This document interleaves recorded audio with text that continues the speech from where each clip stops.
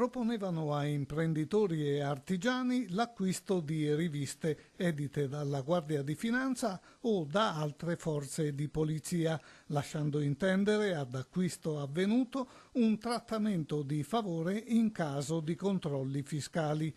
Inutile dire che le riviste in realtà erano assolutamente estranee alle forze dell'ordine. Nel giro di soli 4 mesi gli investigatori hanno registrato più di 2000 telefonate di questo genere. Sono 5 soggetti, alcuni con precedenti specifici, che utilizzando gli elenchi del telefono semplicemente e avvalendosi di alcuni ragazzi che avevano pagati a ore, telefonavano a tanti piccoli imprenditori, piccoli soggetti economici, proponendo di volta in volta l'acquisto di riviste e della Guardia di Finanza e delle altre forze di polizia. Le indagini delle Fiamme Gialle sono partite dalla denuncia di un artigiano di Mestre, ma con l'attività nel Padovano.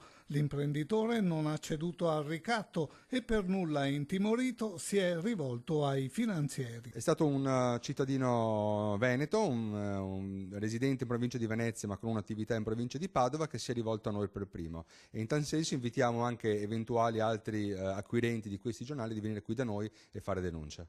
5 italiani sono stati dunque denunciati e le loro abitazioni sono state perquisite. Per convincere le vittime designate a sottoscrivere l'abbonamento alle riviste, affermavano anche di voler costituire un fondo per gli orfani dei caduti in servizio. Se incontravano delle resistenze, passavano alle minacce vere e proprie. Queste persone arrivavano anche a minacciare le proprie vittime. In alcuni casi sì, in alcuni casi si è arrivato a avere proprie minacce dicendo che chiaramente ma guardi che il suo comportamento non è corretto, ne terremo conto in sede di previsione dei prossimi controlli. Consistente il giro d'affari dei 5 truffatori. Stando ad una sola linea telefonica controllata, si tratterebbe di 300.000 euro in un paio d'anni.